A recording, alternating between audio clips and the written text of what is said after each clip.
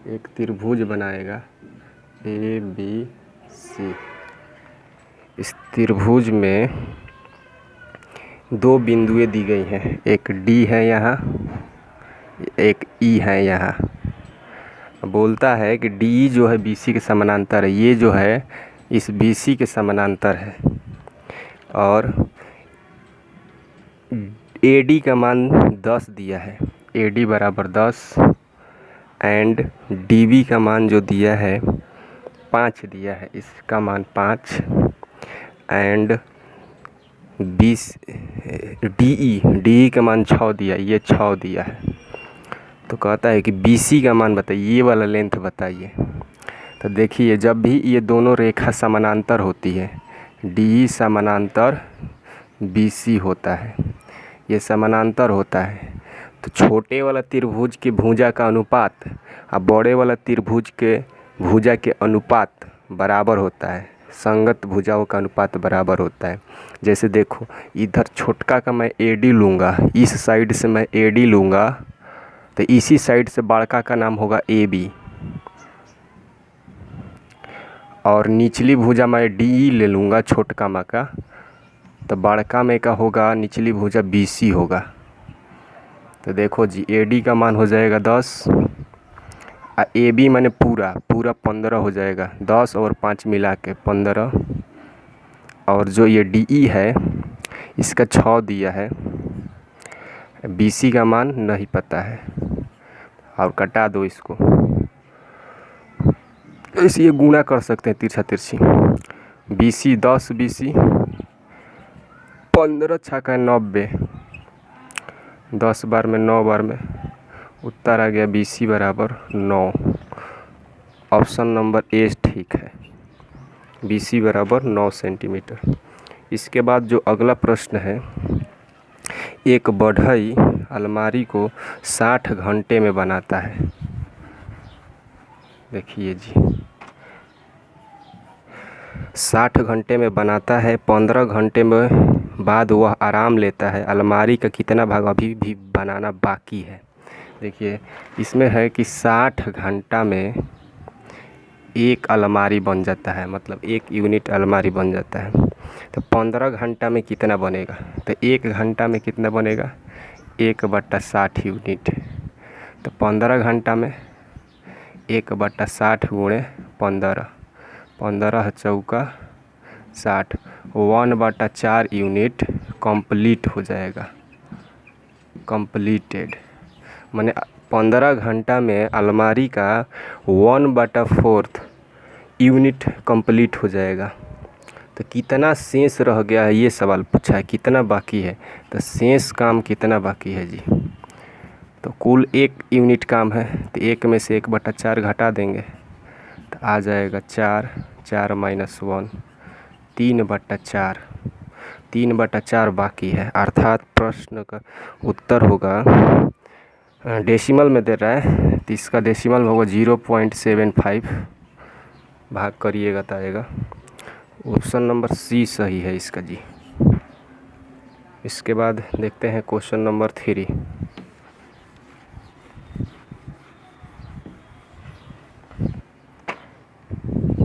देखो जी, 3 नंबर, एक राशि में 5 वर्ष का साधारण ब्याज 75% की वृद्धि होती है, उसी दर पर 2 वर्ष में 40,000 रुपये की चक्रवृद्धि ब्याज कितना होगा। 5 वर्ष में देखो जी, 5 वर्ष में 75% बढ़ जाता है, अर्थात जो दर है 15%, क्योंकि 15 × 75 होता है जी। इसमें भाग कर देंगे, 75 में आप 5 से भाग कर। फिर इसके बाद कहता है कि 40,000 में चक्रवृद्धि ब्याज ज्ञात करें। 40,000 पर चक्रवृद्धि ब्याज 2 वर्ष के लिए, और दर यहीं रहेगा 15% मतलब 15/100। तो देखो जी, इसका 15/100 निकालेंगे, तो 15/100 का होगा, 2 जीरो काट देगा, 400 और 15 का गुणा हो जाएगा 6,000। फिर इधर भी 15% निकालेंगे इसका, तो 2 जीरो काट देगा, ये भी 6,000। अब इस पर भी निकालेंगे 15%, 2 को 0 काट देगा 15 छके 90, 2 को 0 काटेगा 15 छके 90, एक और 0 हो जाएगा। तो चक्रवृद्धि ब्याज जो आया टोटल 6000 प्लस 6000 प्लस 90 अर्थात 12,900 है, सॉरी जी 900 है जी, तो 12,900 अर्थात इसका आंसर होगा सी। इसको दूसरे तरीक़ा से भी बना सकते हैं, देखते हैं दूसरे। देखो जी क्वेश्चन नंबर 3 को मैं दूसरे तरीक़ा से भी समझ सकता हूँ।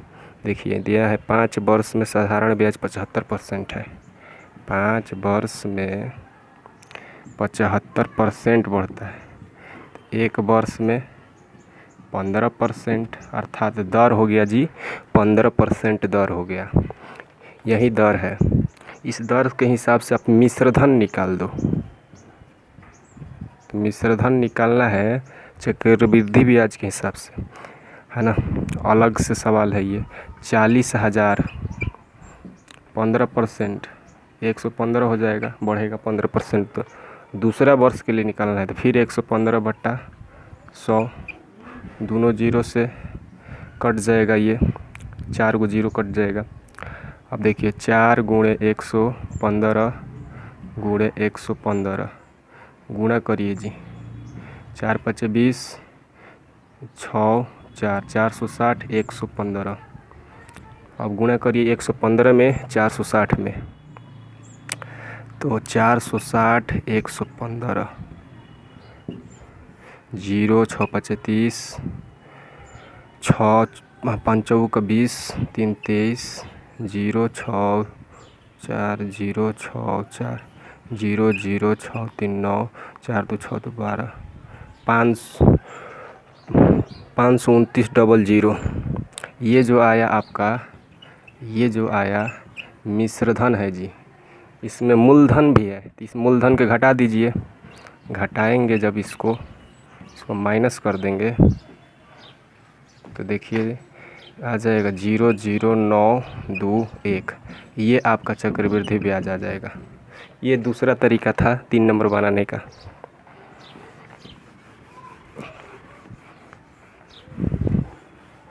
क्वेश्चन नंबर 4 देखते हैं जी। कहता है कि निम्नलिखित समीकरणों में से किसके मूल का योग 5 है। देखिए ऑप्शन मैं इसको लिख लेता हूँ। मूलों का योग ऐसे दिया है, मूल का योग 5 है जी। ऐसे फार्मूला का होता है -b/a, मूलों का योग का फार्मूला होता है -b/a। अच्छा इसी को अल्फ़ा प्लस बीटा बोलते हैं, है ना। मूलों का योग का फार्मूला होता है -b/a। नाउ देखिए इसके बाद कहता है कि किस समीकरण में 5 है मूलों का योग। तो पहला समीकरण लिखते हैं इसका, x² - 5x + 6 = 0। इसमें देखिए a बराबर का होगा यहाँ का गुणांक 1, b बराबर का होगा यहाँ का गुणांक -5, c बराबर ये अचर गुणांक c बराबर 6। तो इसमें -b/a निकालना है, -b/a। तो माइनस ये सूत्र वाला माइनस है, एगो -5 यहाँ है b के बदले, तो -5 a का मान 1 क्या है जी 5 ही तो आया, 5 ही लाना था, मतलब ऑप्शन ए ठीक है। लेकिन इस सवाल में ऑप्शन बी नंबर भी देखिएगा तो ठीक ही है। देखो बी नंबर में दिया है x² - 5x - 6। तो यहाँ पर भी a बराबर 1 होगा, यहाँ b बराबर -5 एंड c बराबर -6। अब निकालिए -b/a -5 a का मान 1, इसका भी तो 5 ही आ गया, अब 5 ही बोल रहा है लाने को। तो ऑप्शन ए और बी दोनों इसमें करेक्ट दे दिया है, थोड़ा सा मिस है इस सवाल में।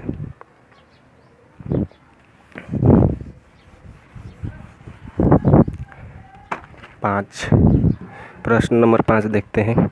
एक समद्विबाहु समलंब के आधार का कोण 45 डिग्री है। यदि छोटी भुजा और 2 बराबर भुजाएं प्रत्येक 10 सेमी है तो उस समलंब का क्षेत्रफल क्या है। देखिए समलंब बनाना है लेकिन समद्विबाहु, ये कैसे बनेगा देखो। इसका कोण दिया है 45, इधर भी होगा समद्विबाहु समलंब का मतलब ये बराबर, ये भुजा बराबर। देखिए कहता है कि छोटी भुजा 10 है और प्रत्येक बराबर भुजाएं भी 10 है, तो ये 10 हो गया छोटी भुजा और बराबर भुजाएं भी 10 से 10 है, तो इसका क्षेत्रफल निकालना है जी। ठीक है, देखिए यहाँ से ऊंचाई डालते हैं, है ना, ये ऊंचाई होगा, देखो वो 10 होगा तो इसके सामने 10 होगा। अब ये निकाल लेना है जी, है ना, आधार, जो आधार इसका होगा यहीं आधार इसका होगा। तो चलिए आधार निकालने के लिए यहाँ फार्मूला लगाते हैं cos 45। cos 45 का हो जाएगा सूत्र 10 आधार बटा कोण, तो b बटा 10। cos 45 का सूत्र होता है 1/√2 b बाई 10, गुणा होगा तो b बराबर आ जाएगा, इधर से 10 में गुणा हो जाएगा 10 एकम 10 बटा में √2, ये आया जी b का मान, मतलब इसका मान है 10 बटा √2। ना इधर आपका करो फिर b का मान 10 बटा √2 है, तो इधर भी 10 बटा √2 ही होगा, क्योंकि सेम होगा, समद्विबाहु में सेम चलता है। अच्छा, ये ऊंचाई निकालना है तो इधर sin 45 लगा दो। sin 45 का सूत्र होगा लंब बटा कोण h बटा 10, 1 बटा √2 होता है इसका भी। अच्छा जी, h बटा 10 तीसरा तिरछी गुणा कर देंगे, 10 इसमें आ जाएगा, 10 √2 का आ जाएगा h, तो h का भी मान निकल गया। सूत्र होता है क्षेत्रफल का जी 1/2, दोनों समानांतर भुजाओं का योग। तो अगर ध्यान से देखें तो यहाँ से एगो समानांतर भुजा है ना, यहाँ से लेकर यहाँ तक समानांतर भुजा एगो ही है, इन सब का योग है ना, तो इसकी लेंथ कितना है 10, है ना, और इसकी लेंथ में ये तीनों आ जाएगा खंड 10, ये दोनों किनारे वाला भी आ जाएगा 10 बटा √2, फिर 10 बटा √2, और ऊंचाई जो है इसका, ऊंचाई अभी यहाँ निकाले हैं, h का मान 10 बटा √2 ऐसे होगा जी। तो सूत्र है समानांतर का योग ले लेना है, समानांतर भुजाओं का, और यहाँ पर आपको ऊंचाई ले लेना है, और शुरुआत में 1/2 ही रहेगा। इसके बाद देखिए 1/2 रहने दीजिए, यहाँ हो जाएगा लघुत्तम हो जाएगा, पहले जोड़ लीजिए 10 10 20, ऊपर यहाँ पर भी 20 बट्टा में √2 और 10 बटा √2। देखिए जी 1/2, यहाँ जो होगा √2, फिर लघुत्तम होगा √2,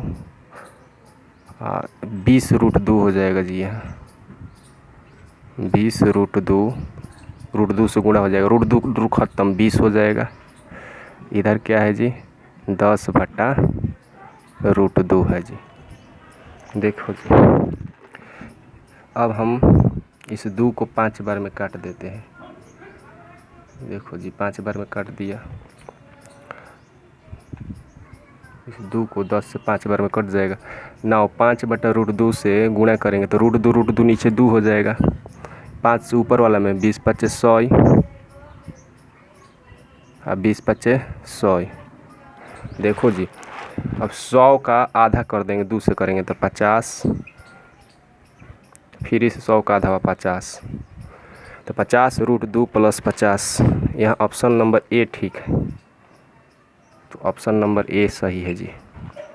देखो जी ये गुणा में है पूरा, तो ये 2 से ये कट जाएगा, 2 × 5 = 10, 5 ये जो है ऊपर वाला में गुणा होगा तो 20 × 5 = 100, 20 × 5 = 100, और √2 2 हो जाएगा। फिर 2 से इसमें भाग करेंगे तो 50, फिर इसमें भाग करेंगे तो 50। थोड़ा सा ये लंबा सवाल है जी।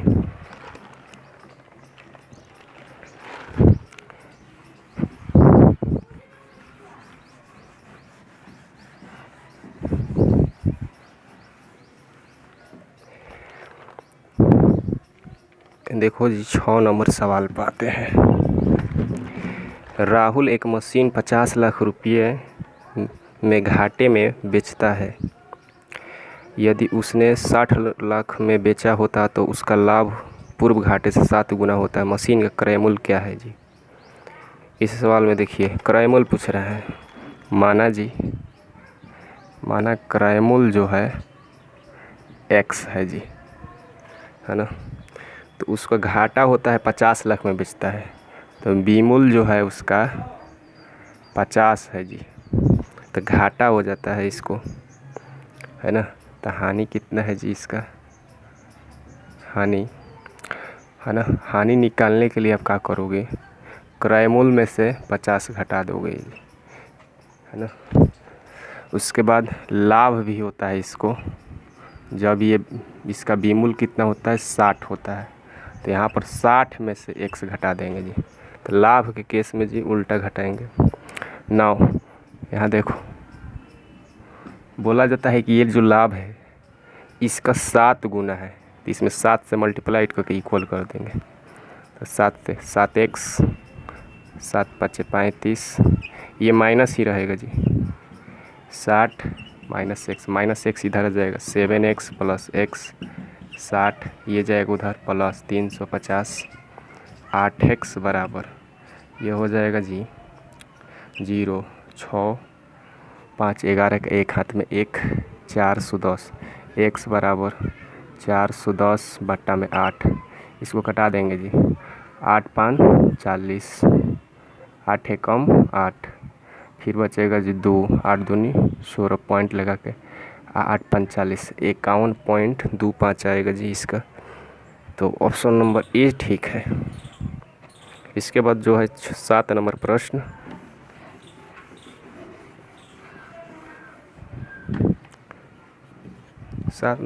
में कहता है यदि एक वृत्त की त्रिज्या 27% की वृद्धि हो तो उसका क्षेत्रफल में कितना प्रतिशत की वृद्धि हो जाएगा। देखो जी, है ना, त्रिज्या जो है माना 100 है ना, वृद्धि होगा तो कितना हो जाएगा जी, 27% बढ़ाना है, 127 होगा जी। क्षेत्रफल जो है पाई r स्क्वायर है, तो अभी तो पाई 100 का गुणे 100 हो जाएगा जी, r का मान 2 बार रखें, ये क्षेत्रफल होगा। लेकिन यहाँ पर वृद्धि होने के बाद जो क्षेत्रफल होगा पाई r स्क्वायर से निकालेंगे, तो पाई r का मान 2 बार 127 लिख लेंगे जी। तो ये पुराना वाला क्षेत्रफल है, ये वृद्धि वाला क्षेत्रफल है, तो इसका मान देखते हैं, गुणा कर लेते हैं। पाई 127 में 127 ले गुणा देख लीजिए जी, 127, 7 7 का 49, 4 7 दूनी 14, 4 18 हाथ में 1, 7 1 8, 2 7 14 का 4 हाथ में 1, 2 दूनी का 4 1 5, 2 1 से 7, 2 1 9, 9 8 4 12 का 2 हाथ में 1, 8 5 13 7 20 1 21 का 1 हाथ में 2 2 2 4 6, इतना आया जी, 161 29 1 6 1 2 9, इतना आया जी। ये जो है नया क्षेत्रफल है, तो नया वाला में से पुराना वाला घटा दीजिए। तो यहाँ पर हम वृद्धि देख रहे हैं, वृद्धि जो आया है पाई 1 6 1 2 9 माइनस कर देंगे, ये माइनस पाई 4 को 0 ले लेंगे जी इसको, तो घटाएंगे तो पाई 9 का 9, 2 का 2, 1 का 1, 6 का 6, इतना जो आया है वृद्धि हुआ है। कितना परसेंट है जी, तो इस पर निकाल लेंगे, पाई 1 पर 4 को 0 ले लेंगे जी, गुणे 100, 2 को 0 से 2 को 0 खत्म, पाई से पाई खत्म, 100 इसमें भाग होगा तो 61.29, ऑप्शन ए सही है जी इसका।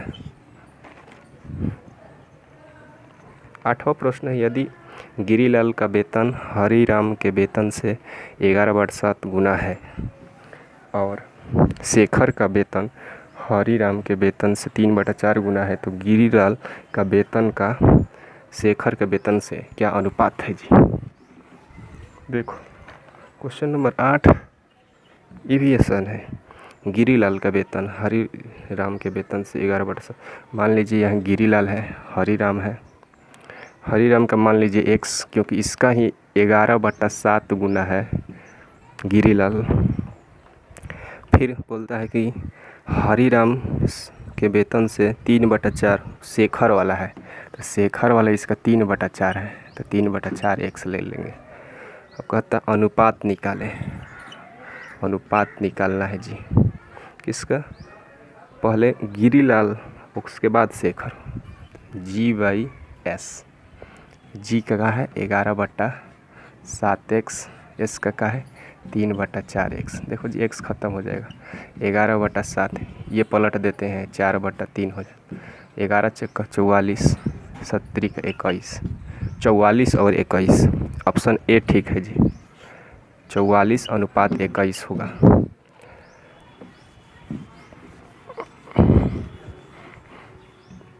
9 देख लेते हैं। यदि एक व्यापारी सूची मूल्य पर 20% की छूट प्रदान करता है तो उसे 16% का नुकसान होता है। यदि वह सूची मूल्य पर 10% की छूट पर माल बेचती तो उसे कितनी % लाभ या हानि होता है। देखो जी, माना इसका क्रय मूल्य मानते हैं पहले जी, क्रय मूल्य इस तरह के सवालों में क्रय मूल्य पहले मानिए। क्रय मूल्य 100 है, कहता है कि 16% का हानि हुआ है इसको, है ना, हानि हुआ है बेचने पर, सेलिंग प्राइस पर बेचने पर 16% माने 84 रुपये में बेची है। 16% का हानि हुआ है तो 16 इसमें से घटा देंगे। अब ये जो 84 रुपया सेलिंग प्राइस है, मार्किंग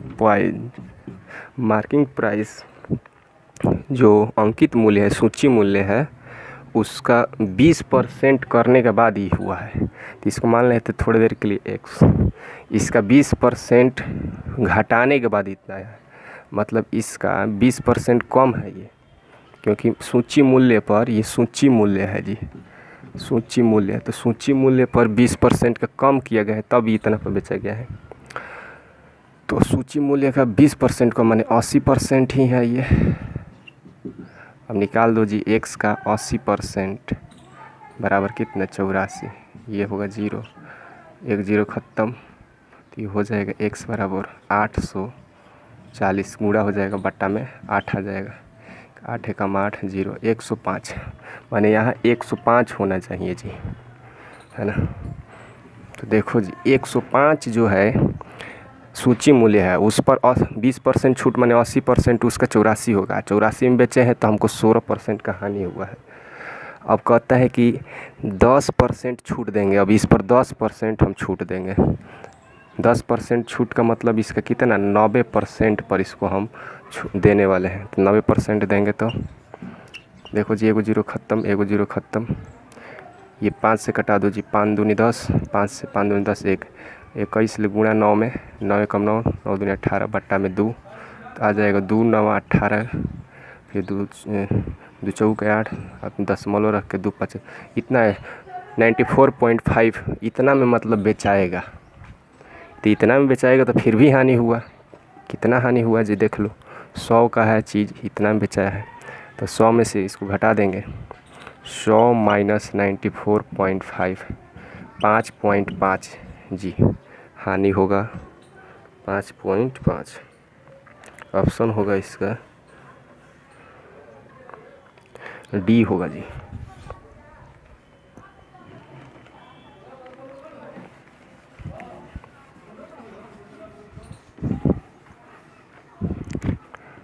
जी 10,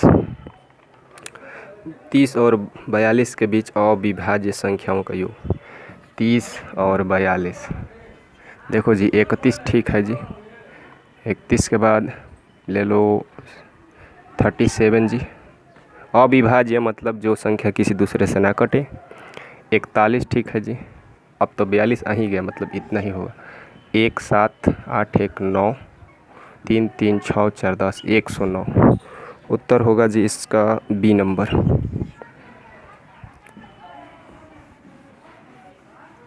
देखो ये सारी संख्याएं अविभाज्य है, इसमें 32 नहीं होगा, क्योंकि 32 जो है 2 से कट जाता है जी, 4 से कटेगा, है ना, 16 से कटेगा, 8 से कटेगा, इसीलिए 32 नहीं होगा जी।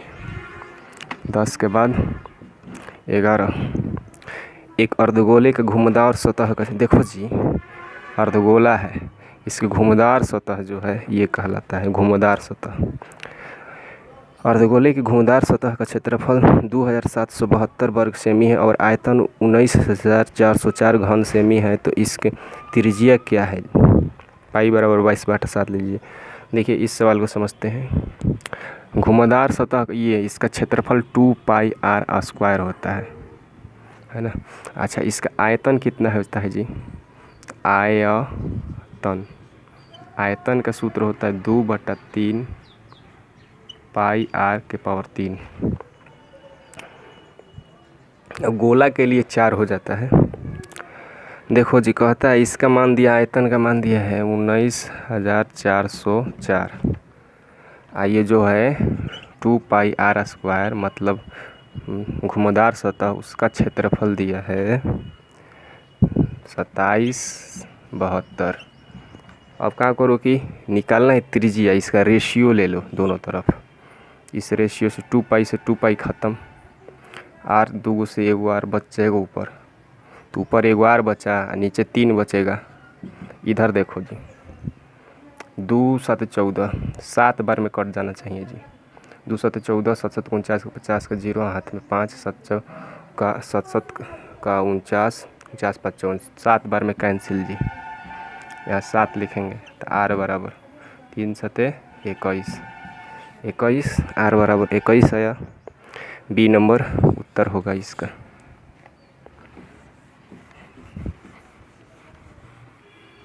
देखो जी 12 नंबर सवाल इसका। कहता है x का मान क्या है जिसके लिए समीकरण 12 माइनस 6x और 4x प्लस 2 बराबर होंगे। 12 माइनस 6x और 4x प्लस 2 बराबर, देखो 4x, ये माइनस 6x इधर आएगा तो 6x, 2 इधर आ जाएगा तो 12 माइनस 2 10, इधर का होगा 10x, 10 एक बार में कटा, x बराबर 1, इसका होगा C। देखिए 13 नंबर सवाल जो कहता है त्रिभुज DEF और त्रिभुज GHI समरूप त्रिभुज हैं। DE की लंबाई 4, संगत भुजा GH की लंबाई 9, तो त्रिभुज DEF और त्रिभुज GHI के क्षेत्रफलों का अनुपात क्या है। DEF एंड GHI, इसका पहला का क्षेत्रफल है, पहला का क्षेत्रफल दिया है जी, नहीं पहला का क्षेत्रफल नहीं दिया है जी, पहले डी भुजा की लंबाई दिया है 4 दिया है। दूसरे में GH 9 दिया है, इसमें 9 दिया है। तो क्षेत्रफल का अनुपात, क्षेत्रफल का अनुपात पूछ रहा है, तो इसका सूत्र होता है जी भुजा बाटा में फिर भुजा का स्क्वायर, मतलब भुजाओं का अनुपात का स्क्वायर निकाल दीजिए। ये पहला भुजा ले लीजिए, ये दूसरा भुजा ले लीजिए, दूसरा त्रिभुज का स्क्वायर करेंगे तो 16 81, तो 16 81 अनुपात हो गया जी। 16 81 किस में दिया है, ऑप्शन नंबर C।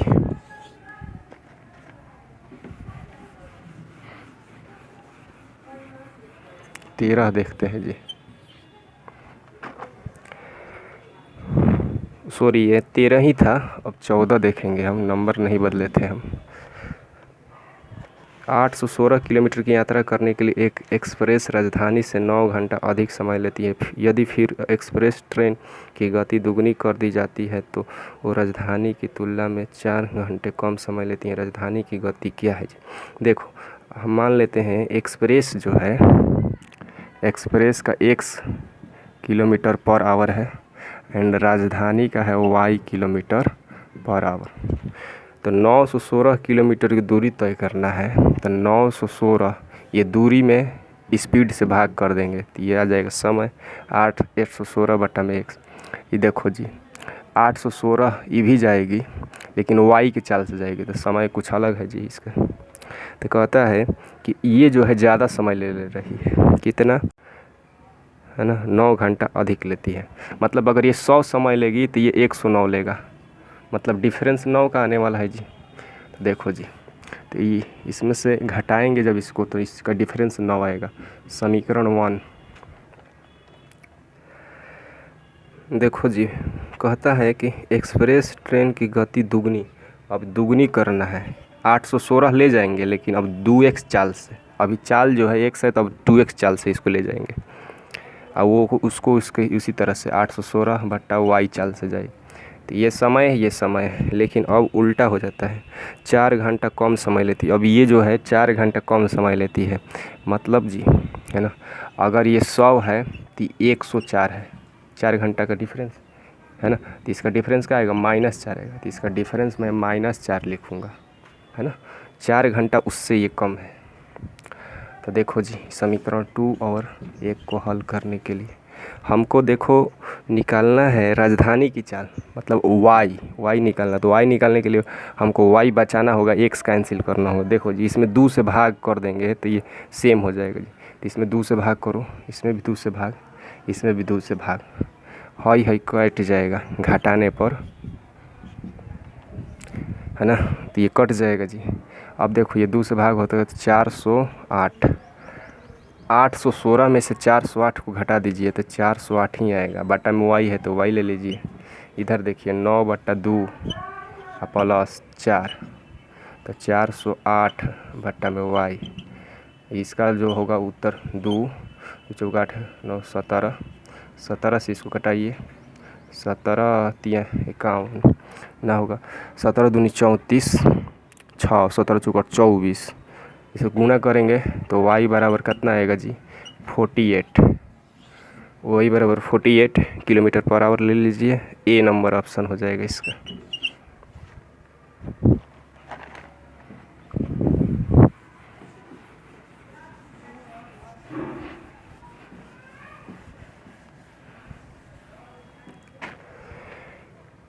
देखो जी, इसके बाद जो 15 नंबर सवाल है,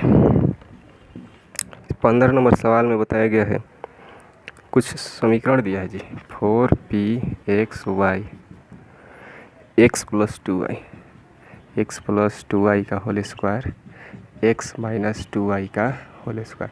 ये देखो यहाँ पर जिस फार्मूला है जी, है ना, एक सूत्र है जी, a² - b², एक बार जोड़ एक बार घटाओ जी, है ना। तो इसी तरह से इस पूरा को मैं a समझ लूँ, इस पूरा को b समझ लूँ, ठीक जी। तो एक बार जोड़ होगा, एक बार घटाव होगा।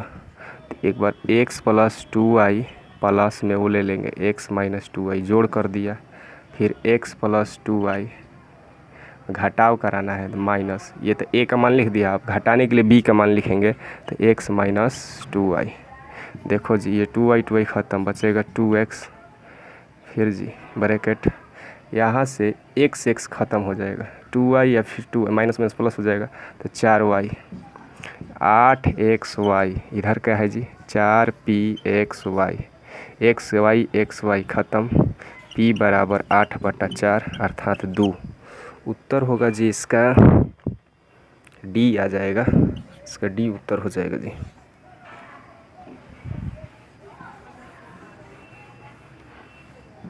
सोलह नंबर सवाल देखते हैं जी।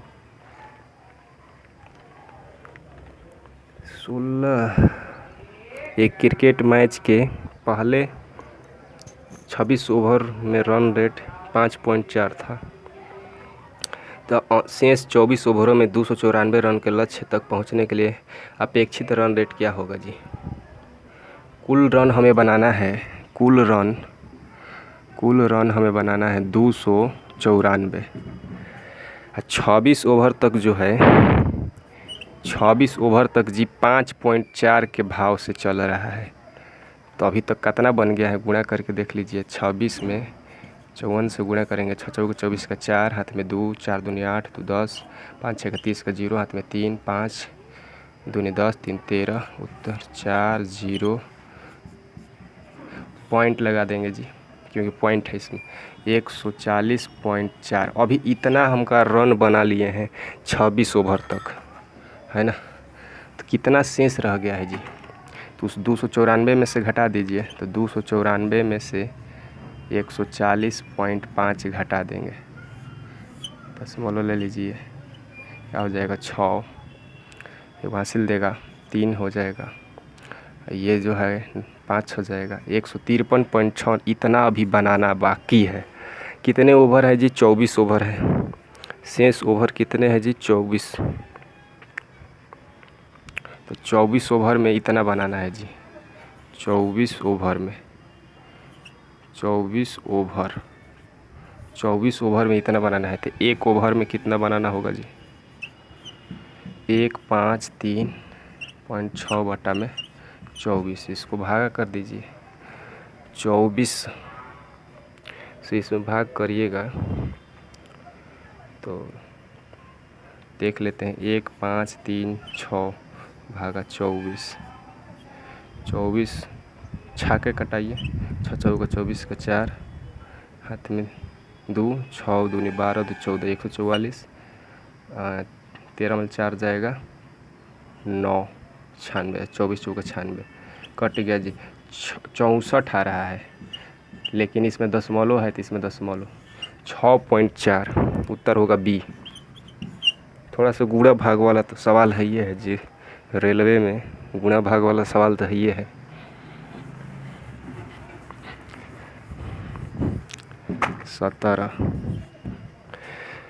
17 नंबर सवाल है। एक वस्तु की कीमत 3% की छूट दी जाती है तो पुराना मूल्य वापस लाने के लिए कितने प्रतिशत की वृद्धि करनी चाहिए। देखो जी, अभी 100 का है ये वस्तु, 3% की छूट देने पर 97 का हो जाएगा।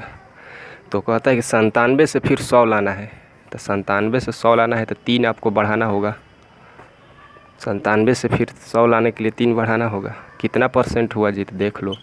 तो 300 बटा में 97 भाग है जी। 300 में 97 से भाग 3 बार में कटाओ। 3 7 21 का 1 और 3 9 27 तो 29, तो आएगा 9। ये तो कट जाए, दशमलव रखिएगा 0, फिर भी नहीं कटेगा तो एक और 0 फिर 0। अब ये लगभग 9 बार में कटेगा जी, लगभग 9 बार। 3.09 उत्तर होगा इसका सी।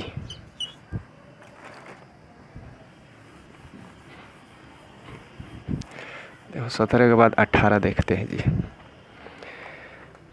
8% वार्षिक दर से 3 वर्ष के लिए एक निश्चित राशि पर साधारण ब्याज, 10% वार्षिक दर से 2 वर्ष के लिए 16,000 रुपये की राशि पर चक्रवृद्धि ब्याज से आधा है तो साधारण ब्याज की दर पर दी गई राशि कितनी है। देखो जी, साधारण ब्याज पर उतना ही राशि दी जा रही है जितना उसका चक्रवृद्धि ब्याज आ रहा है, उसका आधा दिया जा रहा है। तो पहले चक्रवृद्धि ब्याज इधर निकाल लेते हैं। 16,000 का चक्रवृद्धि ब्याज निकालना है जी।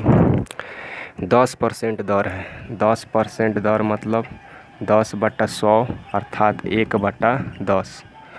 2 वर्ष के लिए निकालना है तो निकालो। 1/10 अगर निकालेंगे तो यह आ जाएगा 1600।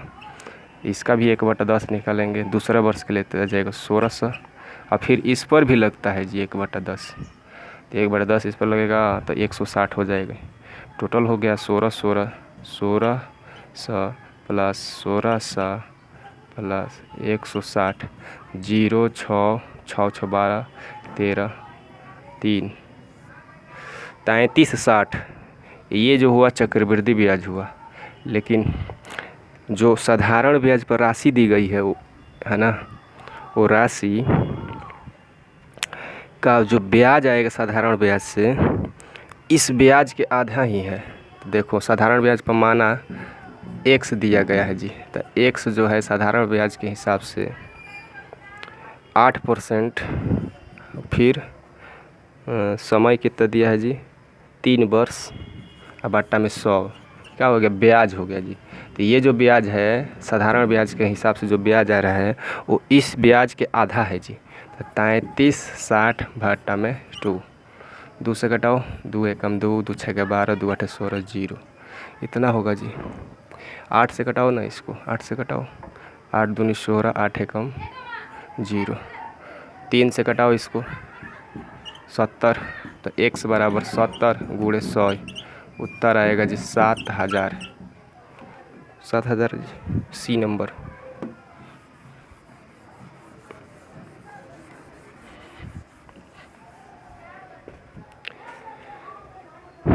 उन 18 के बाद 19 देखो जी। कहता है कि 24b²c द्वारा इतना 144 AQ BQ CQ को विभाजित करने पर हमें प्राप्त होता है। 144 AQ BQ CQ कितना से भाग करना है जी, 24b²c, 24b²c। सी से कटेगा तो 2 सी बचेगा जी, b²c कटेगा 1 b बचेगा, तो 24 छक्का कट जाएगा ये, तो 6 a के पावर 3 b और c² इतना होगा जी। तो ऑप्शन नंबर ए इसका सही है। Next 20 number. 20 नंबर, एक वयस्क के टिकट का मूल्य 1600 रुपया है और एक बच्चे की टिकट का मूल्य 1200 रुपया है। दो वयस्क के साथ एक बच्चे निःशुल्क जा सकते हैं। यदि एक समूह में 23 वयस्क और 10 बच्चे हैं तो उस समूह में कितने छूट मिलेगी जी। देखो जी, ऐसा है, छूट निकालना है, कितना प्रतिशत छूट होगा। और हिसाब जो है कि 2 अगर वयस्क है ना, तो एक बच्चा है फ्री, है ना। तो देखो जी, 10 बच्चा है इस ग्रुप में, तो 10 बच्चा के लिए 20 वयस्क मिलकर फ्री करवा सकते हैं। अगर 20 गो वयस्क मिल जाए तो 10 गो बच्चा फ्री हो जाएगा। जैसे 2 गो, 1 गो फ्री कराते हैं तो 20 गो, 10 गो बच्चा को फ्री करा सकते हैं। तो यहाँ पर तो 10 बच्चा का फ्री हो गया जी। ठीक, जो 10 बच्चा है ये पूरी तरह से इनका फ्री हो गया जी। यही हमको जो मिल रहा है, बेनिफिट मिल रहा है, छूट मिल रहा है जी। तो 10 बच्चा का मूल्य क्या होगा, टिकट का भाव है, एक बच्चा का है 1200, तो 12 से गुणा कर देंगे, अर्थात 12,000 रुपया हमको छूट मिल गया जी। ठीक, कुल कीमत कितना होगा जी, कुल जो है कीमत 23 गो वयस्क, कुल अगर छूट ना मिलता तो कीमत कितना होता, तो 23 वयस्क है जी। तो 23 गो का भाव होगा कितना के भाव से, 1600 के भाव से, प्लस ये बच्चा का कितना है 12। इहो तो लगता अगर छूट ना होता तो कुल निकल रहे हैं। अब इसमें गुणा करिएगा जी, 16 × 48 का 8 हाथ में 4, 16 दूनी 32, 4 38, इतना होगा। 16 × 48 का 8 हाथ में 4, 16 दूनी 32, 32 4 36 होता है ना जी, इतना प्लस 12,000। तो ये आएगा, जोड़िए 0 0, है ना, 0 0, 8 2 10, है ना, इसको जोड़ना है जी, 12,000 देखो जी, 0 0, ये 8 2 6 8 1 4, इतना होगा जी। अब इतना रुपया होता अगर छूट ना मिलता तो, लेकिन छूट मिल गया है, उतना मिल गया है, तो 12,000 का छूट मिला है, तो कितना हुआ जी, कितना परसेंट देख लेते हैं। गुणे 100, दोनों जीरो ख़त्म, 488 से इसमें भाग करेंगे तो इसका देखो जी, 4 से घटाओ, 4 एकम 4, 4 दूनी 8, 4 दूनी 8, ये कटेगा 3000। तो 3000 में 122 से भागा 9, 3000 में 122 से भाग करके देख लीजिए, तो 3000 में 122 से भागा, देखो इधर दिखाई तो ना दे रहा होगा लेकिन कटा रहे हैं इसको, 2 बार में कटाएंगे तो 4 4 2 आएगा उत्तर 650। फिर इसको 4 बार में कटाएं तो 4 दूनी 8, 4 दूनी 8, 4, इतना 24 पॉइंट समथिंग जी आएगा इसका उत्तर। कौन 24, तो ऑप्शन बी हो जाएगा जी इसका। इसको भाग करेंगे तो आएगा।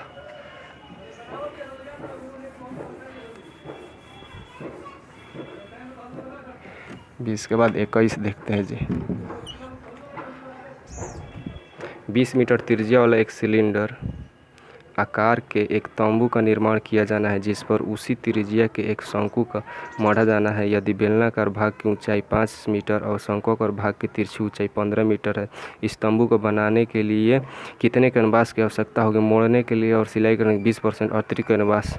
देखो जी, एक सिलेंडर है, इस सिलेंडर पर क्या है कि एक शंकु है जी, है ना। इसकी त्रिज्या है, इसकी त्रिज्या जो दिया है ऊंचाई 10 त्रिज्या दिया है जी। इसकी जो ऊंचाई दिया है जी, है ना, बेलनाकार भाग की ऊंचाई 5 दिया है जी, इसका ऊंचाई 5। इसकी तिरछी ऊंचाई एल का मान दिया है जी 15, कितना दिया है, तो 15 दिया है। तो पूछता है कि क्षेत्रफल निकाले जी। तो क्षेत्रफल निकालिएगा, कैनवास का क्षेत्रफल। कैनवास, कितने कैनवास कपड़े लगेंगे, तो कपड़े मतलब जितना इसका क्षेत्रफल होगा उतना ही लगेगा, है ना। तो क्षेत्रफल निकालेंगे, कैनवास का क्षेत्रफल मतलब इन दोनों का क्षेत्रफल। वक्र पृष्ठ लेंगे, इस बेलन का वक्र, किनारा ही कपड़ा लगेगा। अच्छा, इसके भी वक्र पृष्ठ, तो शंकु का वक्र पृष्ठ का होगा πr_l, इसका होगा 2πr_h फार्मूला। इसका क्षेत्रफल का, इसका क्षेत्रफल का ये, इसका ये, इसमें से 2πr कॉमन कर लो क्योंकि r सेम है जी। तो πr कॉमन का, यहाँ l बचेगा, यहाँ 2h बनेगा।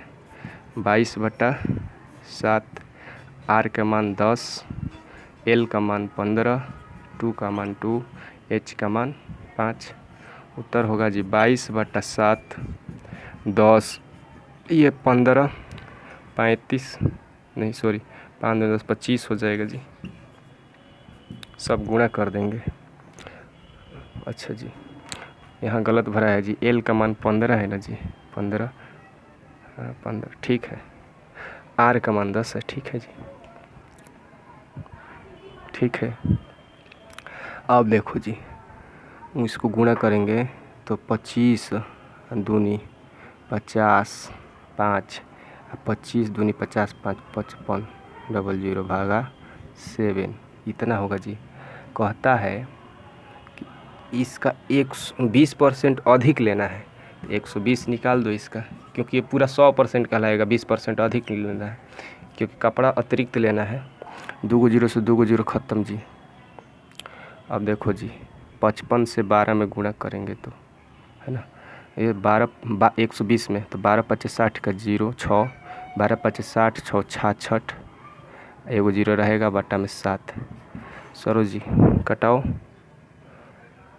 है ना, 7 9 63 आ गया जी उत्तर। अब ये होगा 63, 3 7 7 चौका 28, फिर बचेगा जी 2, फिर 0, 7 दूनी 14 दशमलव, तो 942 पॉइंट समथिंग आएगा। 86 दिया है, ऑप्शन नंबर डी जी। देखो जी, इतना हमारा आ रहा था क्षेत्रफल ये, लेकिन हम 120/100 क्योंकि 20% बढ़ाना है जी, इसीलिए।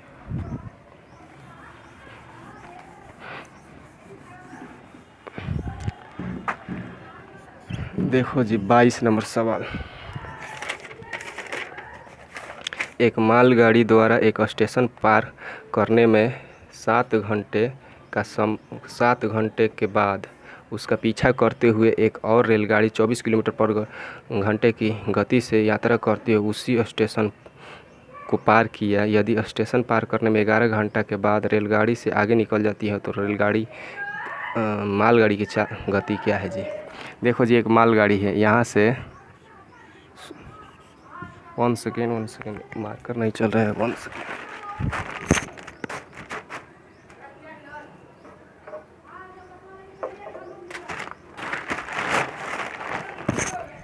ये जो है 22 नंबर सवाल,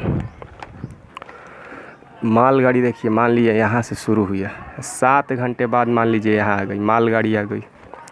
कहता है कि इसके पीछे जो है एक अलग रेलगाड़ी है ना, अलग रेलगाड़ी है। तो 7 घंटे बाद यहाँ आई है, तो मालगाड़ी जो है समय में अपना 7 घंटा जोड़ ली,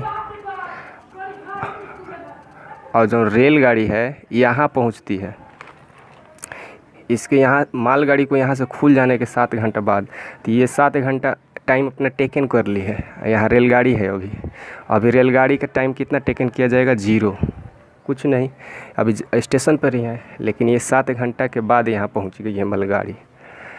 चलो जी, कहता है कि अब यहाँ से अब ये खुलेगी और 11 घंटा टाइम लेगी। कितना लेगी, 11 घंटा, और ये तो गति में ही है, तो 11 घंटा इसको भी दे दिया जाएगा, क्योंकि 11 घंटा बाद की एक बात बता रहा है कि ये इसको पार कर जाएगा, 11 घंटा बाद पार कर जाएगा। तो 11 घंटा ये टेकन किया, तो ये भी तो चल ही रहा है, तो ये भी 11 घंटा टेकन करेगा, तो इसका टोटल टाइम टेकन हो गया 18 आवर, इसका 11 आवर। तो 11 घंटा में इसका स्पीड कितना है दिया है जी, तो जितना दूरी होगा यहाँ से उतना ही दूरी ये भी करेगी। तो कितना दूरी होगा जी इसका? चाल दिया है 54, 54 से गुणा कर दो जी, ये किलोमीटर पर आवर है। चाल से समय में गुणा, ये समय है जी, ये चाल है, तो गुणा कर देंगे। 4 4 5 5 4 9 5, इतना किलोमीटर, इसके हिसाब इतना दूरी तय की। तो मालगाड़ी भी तो यहाँ से शुरू हुई थी, तो वो भी इतना ही दूरी तय की, 5 9 4 ये दूरी तय की। लेकिन इसका टाइम टेकन 18 है, तो 18 भाग कर देंगे, तो ये क्या निकलेगा? चाल निकलेगा। तो 18 से भाग करिए, इसको कटाइए। देखिए 18 तिया 54, फिर 18 तिया 54, 33 आ गया जी। Option number A, option number C, sorry, option number C.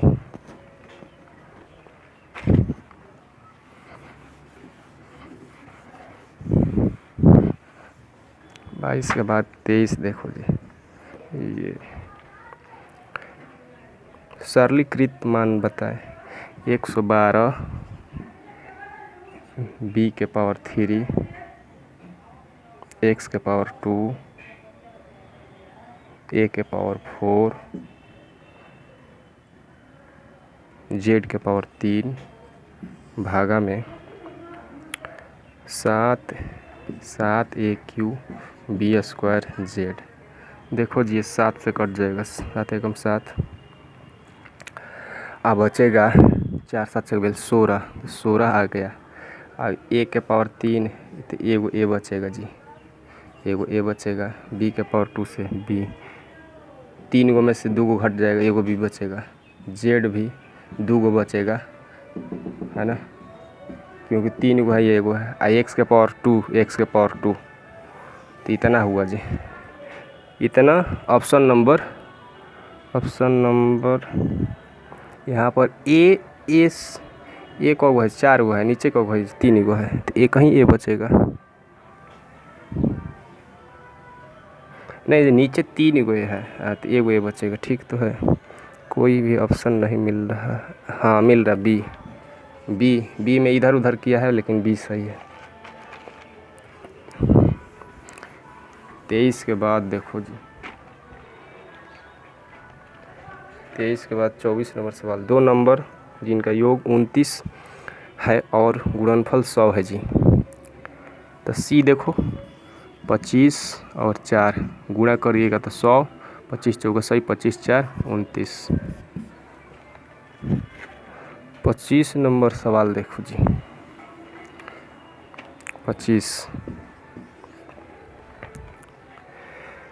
25 number सवाल में थोड़ा सा मिस है, तो 25 रहने देते हैं। तो